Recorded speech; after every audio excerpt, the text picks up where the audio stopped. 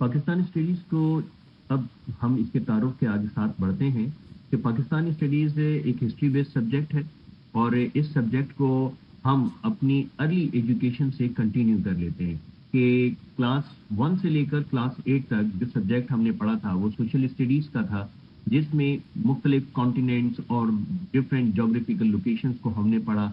लेकिन class 9th में यही सोशल स्टडीज़ पाकिस्तान स्टडीज़ के हवाले से स्टडी करने का आगाज़ कर दिया गया।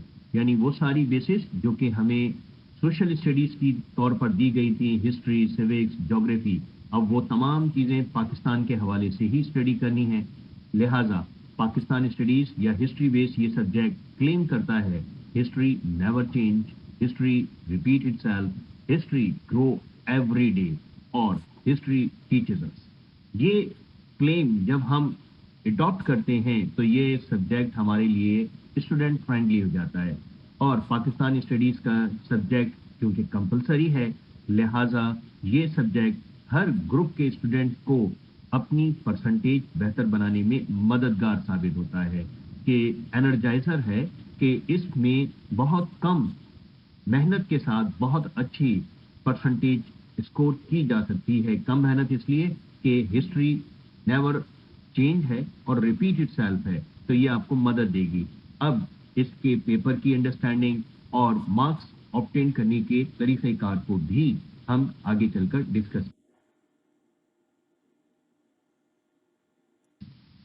पाकिस्तान स्टडीज़ का अब सिलेबस समझ लीजिए कि ये सब्जेक्ट अपने सिलेबस के हवाले से किस तरह से हमें मदद देता है।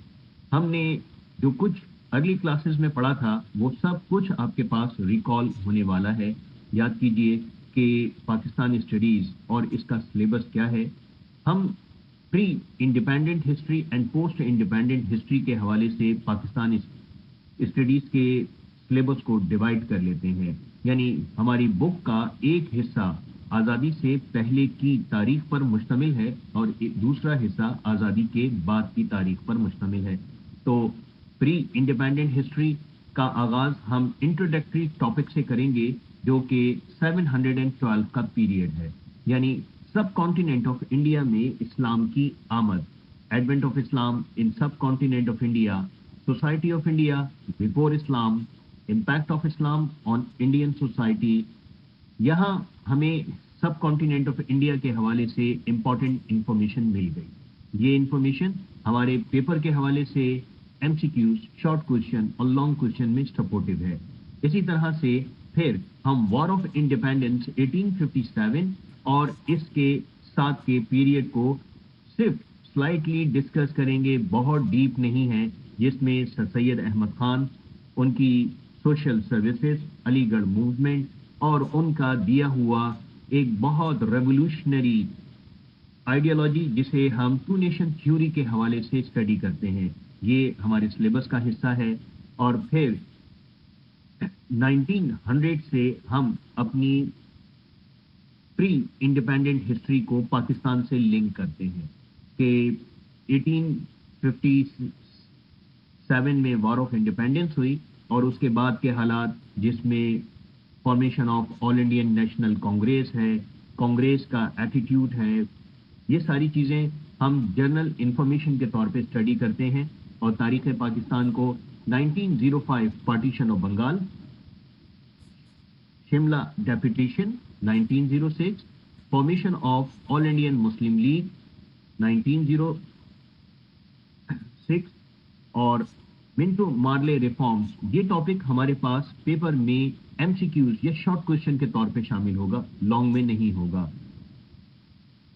Revival of partition of Bengal 1911, क्योंकि 1905 में 1905 में पार्टीशन ऑफ बंगाल हुआ था और ये reunification of province of Bengal 1911 है। साथ ही फर्स्ट वर्ल्ड वॉर और Lucknow pact, Khilafat movement reduce syllabus में शामिल नहीं होगा। तो इस तरह से ये हमारा अर्ली सिलेबस का फर्स्ट पार्ट। आगे देखते हैं।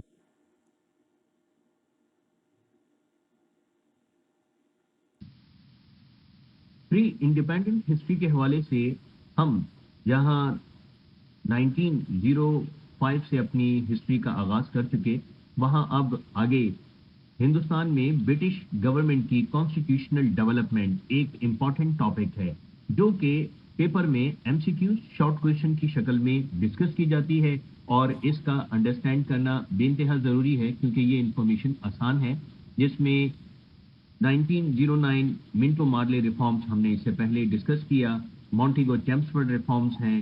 اس کے بعد ہمارے پاس سائمن کمیشن, نہرو رپورٹ, بنا کے 14 point round table conferences, communal award اور گورنمنٹ آف انڈین ایکٹ 1935. یہاں تک